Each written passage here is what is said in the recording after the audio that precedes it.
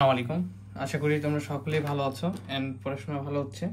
তো আজকে আমরা লিনিয়ার অ্যালজেব্রা এন্ড অ্যানালিটিক জিওমেট্রির দ্বিতীয় পার্ট, সেটা অ্যানালিটিক জিওমেট্রির আমরা চ্যাপ্টার 1 দেখার চেষ্টা করব। এবং চ্যাপ্টার 1-এ আমাদের চ্যাপ্টার 0। তো চ্যাপ্টার 0-তে কিছু সূত্র রয়েছে। সূত্রগুলো কিসের?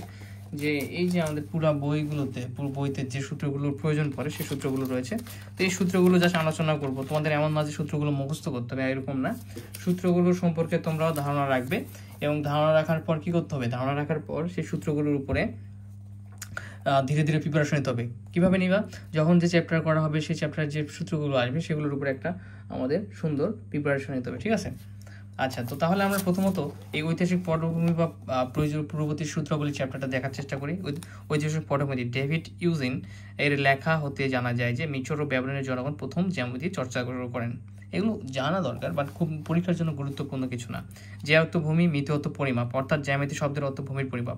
বন্যায় নীল নদের তীরবর্তী অঞ্চলের জমির সীমানা নিশ্চিত হওয়ার জন্য মিশরবাসী প্রতি বছর ভূমি পরিমাপের মাধ্যমে সীমানা পুনর্নির্ধারণ করতেন। এভাবে জ্যামিতি শাস্ত্রের উদ্ভব মিশর দেশে হয় বলে অনেক গণিতবিদ মনে করেন। প্রাচীনকালে যে সকল গণিতবিদ জ্যামিতির জ্ঞানকে সমৃদ্ধ করেছেন তাদের মধ্যে থ্যালিস, পিথাগোরাস এবং ইউক্লিড বিশেষভাবে উল্লেখযোগ্য। ইউক্লিড খ্রিস্টপূর্ব 320 অব্দের মধ্যে দ্য এলিমেন্ট নামক 13 খণ্ডের এক বিশাল গ্রন্থে জ্যামিতিক সকল ধারণা ও জ্যামিতিক পদ্ধতি লিপিবদ্ধ করেন। এর ফলে জ্যামিতিক শাস্ত্রে এক বৈপ্লবিক পরিবর্তন সাধিত হয়। অতঃপর ধীরে ধীরে জ্যামিতিক শাস্ত্র নানাভাবে বিকশিত হচ্ছে। সপ্তদশ শতকের প্রথমার্ধে বিখ্যাত দার্শনিক ও গণিতবিদ র্যানিত জ্যামিতির সঙ্গে বীজগণিতের সম্পর্ক স্থাপন ও বীজগণিতের সাহায্যে জ্যামিতিক প্রয়োগ, সমৃদ্ধ বিশ্লেষণ ও জ্যামিতিক প্রবর্তন করেন। তো এই কারণে বিশেষণমূলক জ্যামিতিক স্থানাঙ্ক জ্যামিতিও বলা হয়। তো তোমরা এটা পড়ে নেবে জাস্ট ধারণার জন্য। কেউ যদি তোমাকে এই বিষয়ে বলো, তুমি এগুলো বলতে পারো। এখন যে সূত্রগুলো আমাদের প্রয়োজন, এই সূত্রগুলো তোমরা আসলে কি করবা? দেখো, এই সূত্রগুলো তোমরা এখন বুঝতে পারবো না। যখন আমরা একটা করে চ্যাপ্টার পড়বো, সেই চ্যাপ্টারের যে সূত্রগুলো প্রয়োগ হবে তখন তোমাদেরকে খুব সুন্দরভাবে বোঝানো হবে। এখন আমাদের সূত্রগুলো দেখে রাখো এবং যতটুকু পারো মনে রাখার চেষ্টা করো, প্র্যাকটিস করবা। তো প্রয়োজনীয় সূত্র বলি, দুইটা বিন্দুর মধ্যবর্তী দূরত্ব।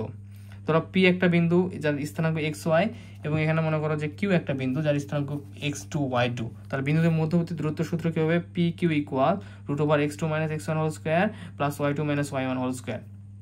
মানে কি? দেখো, পি বিন্দুর যে স্থানাঙ্ক সেই স্থানাঙ্ক এবং কিউ বিন্দুর স্থানাঙ্ক দেখো x1 x2 y1 y2। তো এই পি কিউ এর যদি আমরা দূরত্ব বের করতে যাই, তাহলে দ্বিতীয় বিন্দুর যে স্থানাঙ্ক x2 রয়েছে এবং সেটা থেকে বিয়োগ করতে হবে প্রথম বিন্দুর স্থানাঙ্ক x1 কে। এটার উপর আমাদের হোল স্কয়ার দিতে হবে। প্লাস আমাদের এখন এখানে কি করতে হবে? প্লাস এরপরে আবার আমাদের কিউ যে দ্বিতীয় বিন্দু রয়েছে, দ্বিতীয় বিন্দুর যে y2 দ্বিতীয় বিন্দু রয়েছে সেটা থেকে বিয়োগ করতে হবে প্রথম বিন্দু y1 কে, বিয়োগ করে হোল স্কয়ার করতে হবে এবং √ওভার দিতে হবে, ঠিক আছে? এটা হচ্ছে আমাদের পিকুর দূরত্ব। বিভক্তিকরণ সূত্র, এক px1 y1 এবং qx2 y2 বিন্দু দ্বয়ের সংযোগ রেখাংশ আর xy বিন্দুতে, ধরো দুইটা বিন্দু রয়েছে এবং সংযোগ রেখাংশ রয়েছে আর। এই বিন্দুতে যদি m1:m2 অনুপাত থাকে, অনুপাতে যদি আমরা অন্তর্বিভক্ত যদি করা হয়, তাহলে আর বিন্দুর স্থানাঙ্কটা কেমন হবে? আর বিন্দুর স্থানাঙ্কটা হবে এই অনুপাতের সাথে দ্বিতীয় বিন্দুর যে প্রথম স্থানাঙ্ক গুণ প্লাস দ্বিতীয় অনুপাতের সাথে কি করতে হবে? প্রথম বিন্দুর প্রথম স্থানাঙ্ক গুণ করে যোগ করতে হবে, ডিভাইডেড অনুপাত দুইটার যোগফল। আরেকটা স্থানাঙ্ক কেমন বের করবো? আর বিন্দুর যে এক্স স্থানাঙ্ক এটা বের করলাম, ওয়াই স্থানাঙ্ক এটা সূত্র। তখন এখানে দেখো প্রথম অনুপাতের সঙ্গে আমরা দ্বিতীয় বিন্দুর দ্বিতীয় স্থানাঙ্কটা গুণ করব, প্লাস দ্বিতীয় অনুপাতের সঙ্গে প্রথম বিন্দুর দ্বিতীয় অনুপাতটা আমরা স্থানাঙ্কটা আমরা গুণ করে দেবো, ডিভাইডেড প্রথম অনুপাত প্লাস দ্বিতীয় অনুপাত, ঠিক আছে? আই হোপ যে তোমরা সুন্দরভাবে দেখতে পাচ্ছ এবং বুঝতেও পারছো। 2 নাম্বার, px1 y1 এবং qx2 y2 বিন্দুদ্বয়ের সংযোগ রেখাংশের মধ্যবিন্দুর স্থানাঙ্ক হচ্ছে কি? যে px1 এবং qx2 এই দুটো যোগ করতে হবে, করে ডিভাইডেড 2 করতে হবে, এবং আরেকটা হচ্ছে y1 প্লাস y2 করে ডিভাইডেড 2 করতে হবে, ঠিক আছে? এটা হচ্ছে কি আমাদের দুইটা স্থানাঙ্ক রয়েছে, এদের রেখাংশের মধ্যবিন্দুর স্থানাঙ্ক বের করতে গেলে। তাহলে আমরা কি কি সূত্র শিখলাম এখানে? প্রথমত দুইটা বিন্দু দেওয়া থাকলে তাদের মধ্যবর্তী দূরত্ব, এবং এটা হচ্ছে দূরত্ব সূত্র বিভক্তিকরণ সূত্রের মধ্যে 1 নাম্বারটা শিখলাম আর বিন্দুর স্থানাঙ্ক। দুইটা বিন্দু একটা রেখাংশ দেওয়া থাকলে আর দুইটা বিন্দু দেওয়া থাকলে এদের সংযোগ রেখাংশের মধ্যবিন্দুর স্থানাঙ্ক বের করবো কখন আমরা? যেভাবে এভাবে। এই সূত্রগুলো আমাদের চ্যাপ্টার ওয়াইজ প্রয়োগ হবে, ঠিক আছে? 3 নাম্বারটা দেখো, দুইটা বিন্দু দেওয়া রয়েছে, এদের রেখাংশ দেওয়া আছে আর এক্স ওয়াই বিন্দুতে m1 m2 অনুপাতে বহির্ভুক্ত হলে আর বিন্দুর স্থানাঙ্ক এই যে দেখে তোমরা এই সূত্রটা দেখে নিবা। এটা হচ্ছে এক্স স্থানাঙ্কের সূত্র, এটা হচ্ছে ওয়াই স্থানাঙ্কের সূত্র। তো এগুলো বিন্দুগুলো ইতিমধ্যে বলে দিয়েছি, সেই বিন্দু অনুযায়ী এই সূত্রগুলো তোমাদের মনে রাখতে হবে। তোমরা ধীরে ধীরে ছোট চিরকুট করতে পারো, কয়েকটা করে সূত্রের করে ধীরে ধীরে মুখস্থ করতে পারো। ত্রিভুজের ভরকেন্দ্র, এবিসি ত্রিভুজের ভরকেন্দ্রের সূত্র, এবিসি ত্রিভুজের যে একটা ত্রিভুজ হয় শীর্ষবিন্দু যদি হয় একটা এ, একটা বি, একটা সি, স্থানাঙ্ক x1 y1 x2 y2 x3 y3 যদি হয়, তাহলে এবিসি ত্রিভুজের ভরকেন্দ্রটা কেমন হবে? এই তিনটা ত্রিভুজের প্রথম তিনটা স্থানাঙ্ক বিন্দুর স্থানাঙ্ক যোগফল বাই 3 এবং দ্বিতীয় স্থানাঙ্কটার ক্ষেত্রে আমাদের দ্বিতীয় ভরকেন্দ্রের ক্ষেত্রে কীরকম হবে, যে দ্বিতীয় যে স্থানাঙ্কগুলো রয়েছে প্রতিটা বিন্দুর সেগুলোর যোগফল বাই 3। ত্রিভুজের ক্ষেত্রফল, এবিসি ত্রিভুজের শীর্ষবিন্দুদ্বয় যদি এ বি সি তিনটা বিন্দু হয় এবং x1 y1 x2 y2 x3 y3 যদি স্থানাঙ্ক হয়, ক্ষেত্রফলের সূত্রটা কেমন হবে? ডেল্টা ইকুয়াল হাফ এই প্রথম স্থানাঙ্ক কলামে, দ্বিতীয় স্থানাঙ্কগুলো আমাদের y1 y2 কলামে এবং 1 1 1, এটার যে পরম মানটা বের হবে সেটা হচ্ছে আমাদের কি, আমাদের ত্রিভুজের ক্ষেত্রফলের সূত্র। এখন ঘটনা হচ্ছে দেখো এটা কিভাবে নির্ণায়কের যে মান বের করে সেভাবে করবা। এই 1 কে রেখে দাও, তাহলে আসবে আমাদের কি, এই লাইন এই সাইডে চলে যাবে, তখন আসবে x2 y3 এবং x3 y2। ঠিক আছে, এইভাবে তোমাদের একটা একটা করে বাদ দিতে হবে আর একটা একটা করে বের করতে হবে, তোমরা এইভাবে বের করে নিবা, মনে রাখবা, তাহলে হবে। বহুভুজের ক্ষেত্রফল, যদি x1 y1 x2 y2 xn yn শীর্ষবিন্দু বিশিষ্ট ত্রিভুজের বহুভুজের ক্ষেত্রফল হচ্ছে এইটা, মনে রাখবা যে half x1 y2 x2 y1 x2 y3 minus x3 y3।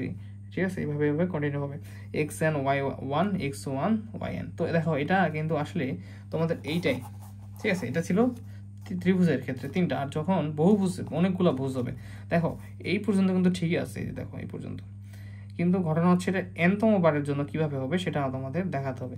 এখানে দেখো এনতম বারের জন্য কখন কি হবে, এন ধরো 5 বারের জন্য 5টা তুমি হচ্ছে ভুজের ক্ষেত্রফল বের করো, এখানে 5 দিবা, এখানে 5 দিবা, তাহলেই হয়ে যাবে, এন এর ভ্যালু অনুযায়ী চেঞ্জ হবে। ঠিক আছে, আচ্ছা এটা কিন্তু খুব বেশি কিন্তু বুঝবা না, আমি আগে বলেছি, শুধু তোমাদের এটা কি প্রথম 0 চ্যাপ্টারটা সম্পর্কে ধারণা দেওয়ার জন্য এতটুকু। 0 চ্যাপ্টার আমাদের গুরুত্বপূর্ণ, শুধু প্রতিটা চ্যাপ্টারের যে সূত্রগুলো সেগুলো নিয়ে এখানে আলোচনা করা হয়। তো এরপরে ঢাল, দুটি বিন্দুগামী সরলরেখার ঢাল। তো এখানে আমাদের রয়েছে x1 y1 x2 x2 বিন্দুগামী সরলরেখার ঢাল হবে এই y2 থেকে স্থানাঙ্ক y2 থেকে y1 বিয়োগ এবং স্থানাঙ্ক x2 থেকে x1 বিয়োগ করে, তারপরে কোটিদ্বয়ের y1 y2 হচ্ছে কোটিদ্বয়ের অন্তর, আর হচ্ছে x1 x2 হচ্ছে ভুজ, এই ভুজদের বিয়োগফলের ডিভাইডেড করলেই আমাদের সরলরেখার ঢাল চলে আসবে। এখন সরলরেখার সমীকরণের বিভিন্ন আকার, x অক্ষের সমীকরণ y = 0, বিভিন্ন আকার মানে কি, x অক্ষ বরাবর যখন আমরা ধরবো তখন y এর ভ্যালু 0 হবে, y অক্ষ বরাবর ধরলে আমাদের তখন x = 0 হবে, এটা মনে রাখো। এখন x অক্ষের সমান্তরাল বা y অক্ষের উপর লম্ব সমীকরণ হলে আমরা y = b দেখতে পারবো, এগুলো যখন প্রশ্ন পড়বো তখন এগুলো ক্লিয়ার করে দেবো। y অক্ষের সমান্তরাল, এখন এগুলো এভাবে মনে রাখবা, y অক্ষের সমান্তরাল ও x অক্ষের উপর লম্ব লেখার সমীকরণ কি, x = a। ঠিক আছে, মূল বিন্দুগামী ও m ঢাল বিশিষ্ট সরলরেখার সমীকরণ y = mx, x1 y1 বিন্দুগামী এবং m ঢাল বিশিষ্ট সরলরেখার সমীকরণ y - y1 m * x - x1। তো এখানে যে সরলরেখার বিভিন্ন আকারগুলো রয়েছে এগুলো মনে রাখবা। এটা x অক্ষের যখন সমান্তরাল তখন y = b, y অক্ষের সমান্তরাল হলে x = a, আর y অক্ষের উপর লম্ব হলে y = b, x অক্ষের উপর লম্ব হলে x = a, এটা মনে রাখবা। আর সবচেয়ে ইম্পর্টেন্ট সরলরেখার যে সমীকরণ y = mx, এখানে যদি কি হয় মূল বিন্দুগামী এবং যদি m ঢাল থাকে সেক্ষেত্রে সরলরেখার সমীকরণ কেমন, y = mx। আর বিন্দুগামী রয়েছে এবং m ঢাল বিশিষ্ট সরলরেখার সমীকরণ, মনে করো দুইটা বিন্দু রয়েছে, মূল বিন্দুগামী না, যে কোনো বিন্দুগামী, সেক্ষেত্রে y - y1 = m * x - x1। এখন এখানে দেখো y অক্ষের ছেদক অংশ c এবং m ঢাল বিশিষ্ট সরলরেখার সমীকরণ, y অক্ষের ছেদক অংশ c এবং m ঢাল বিশিষ্ট সরলরেখার সমীকরণ y = mx + c। এবং এখানে দেখো x1 y1 x2 y2 বিন্দুগামী সরলরেখার সমীকরণ x - x1 x1 - x2 = y1 - y1 y1 y1 - y2। x অক্ষ y অক্ষ হতে যথাক্রমে a এবং b অংশ আমাদের ছেদকারী সরলরেখা।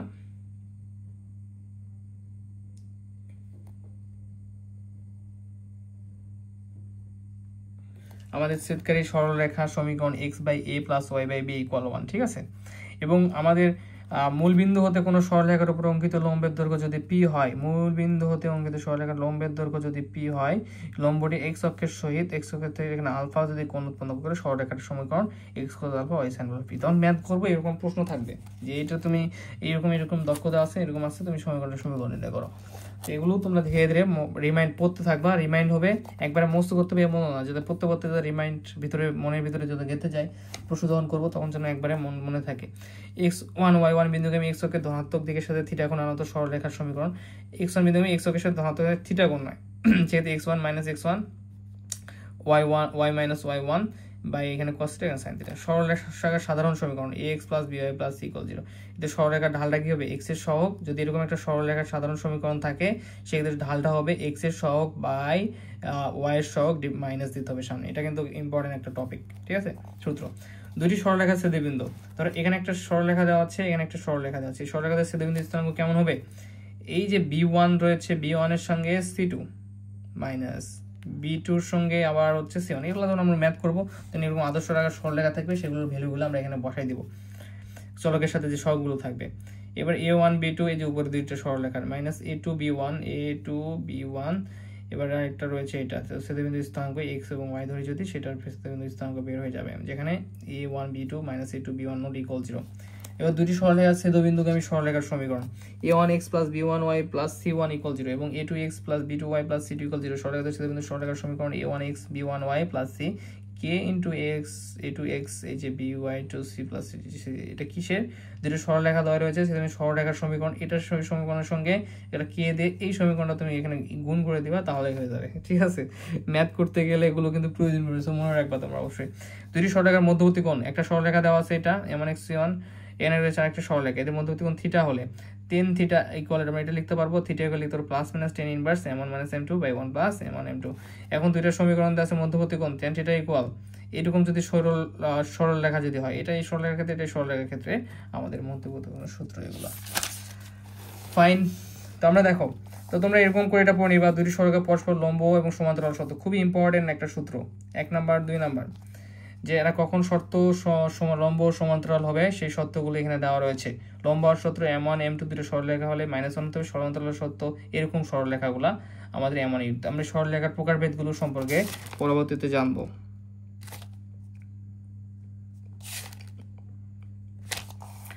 একটি সরলরেখার সমান্তরাল লম্ব রেখা সরলরেখার সমীকরণ x + by + c = 0 সরলরেখার সমীকরণ x + by + k = 0 লম্ব রেখার সমীকরণ bx - λ = 0।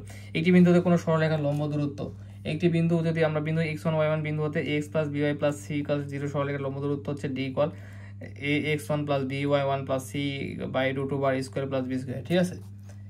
তো এগুলো তোমরা ধীরে ধীরে নোট করে নিবা, মাঝে মাঝে পড়বা। তো দুইটি সমান্তরাল সরলরেখার মধ্যবর্তী দূরত্ব, একটা সরলরেখা এটা একটা সরলরেখা, সরলরেখার মধ্যবর্তী লম্ব দূরত্ব হচ্ছে c2 - c1, এই c2 এবং c1 বিয়োগ মোট ডিভাইডেড √2² প্লাস a² প্লাস যে b দের ভ্যালু থাকবে সেটা b² করতে হবে। দুটি অসমান্তরাল সরলরেখার মধ্যবর্তী কোণের সৌন্দর্য সমীকরণ। তো দেখো অসমান্তরাল সরলরেখা, এটা একটা সরলরেখা, এটা একটা সরলরেখা, দুইটা সমান্তরাল সরলরেখার হচ্ছে ভ্যালু হচ্ছে আলাদা, সেরকম যদি সরলরেখা থাকলে কোণের সমান্তরাল কোণের সূত্র এটা।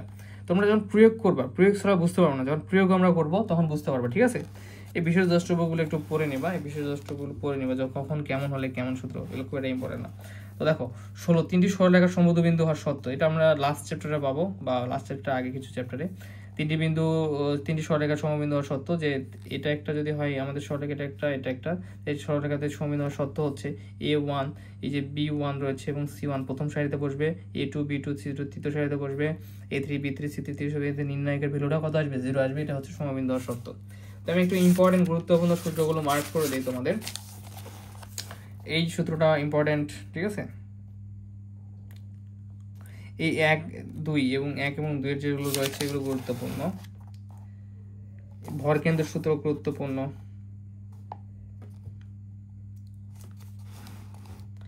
এরপরে এই যে ঢাল নির্ণয় সূত্র গুরুত্বপূর্ণ, এবং এই যে সরলরেখাতে বিভিন্ন আকার, এটা গুরুত্বপূর্ণ তোমাদের, ঠিক আছে? গুরুত্বপূর্ণ মার্ক করে দিচ্ছি। এই যে এখানে একটা আমরা মিস করেছি যে y অক্ষের ছেদকাংশ c এবং m ঢাল বিশিষ্ট সরলরেখার সমীকরণ, এটা একটু মনে রাখতে হবে তোমাদের, বুঝতে পেরেছো? এই দুটো একটু দেখবা, এই টপিক একটু অংশ মানে মিস করছিলাম আমরা। এরপরে তোমাদের জন্য গুরুত্বপূর্ণ এই যে 9 নাম্বারটা গুরুত্বপূর্ণ, ঠিক আছে? এরপর গুরুত্বপূর্ণ সূত্র হচ্ছে দুটি সরলরেখার মধ্যবর্তী কোণ, এটা গুরুত্বপূর্ণ। 11 নম্বর গুরুত্বপূর্ণ, 1 ও 2 গুরুত্বপূর্ণ। 12 নম্বর গুরুত্বপূর্ণ। এরপর তোমার জন্য গুরুত্বপূর্ণ হচ্ছে এই যে 16 নাম্বারটা, ঠিক আছে? গুরুত্বপূর্ণ যেগুলো দেখাই দিলাম এগুলো বেশি করে ভালো করে পড়বা। ওকে, বেস্ট অফ লাক। আর এই চ্যাপ্টার থেকে আমরা কোনো প্রশ্ন পড়বো না, কোনো প্রশ্নই পড়তে হবে না, এই চ্যাপ্টার থেকে কোনো প্রশ্ন আসে না। ক বিভাগের জন্য একটা প্রশ্ন পড়ে নিবা, ক বিভাগের জন্য পড়ে নিবা যে 1 নাম্বার এই প্রশ্নটা এবং হচ্ছে 2 নাম্বার এই প্রশ্নটা, ঠিক আছে, ক বিভাগের জন্য পড়বা।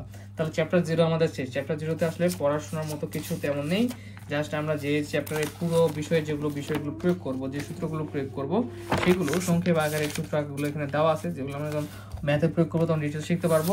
আর এখানে প্রশ্ন কোনোটাই পরীক্ষায় আসে না, কখনোই আসে না, সেটা স্কিপ করবো এবং হচ্ছে আমরা ক বিভাগ থেকে এই 2টা পড়বো ইনশাআল্লাহ। তো এই পর্যন্তই আজকের লেকচার, এবং আমরা নেক্সট লেকচারে আমরা যে চ্যাপ্টার ওয়াইজ আমাদের প্রিপারেশন, সেই প্রিপারেশনগুলো সুন্দরভাবে নিব। ধন্যবাদ সবাইকে, ভালো থাকবেন এবং হোম টিউটর ফিউচার থাকবা। আসসালামু আলাইকুম।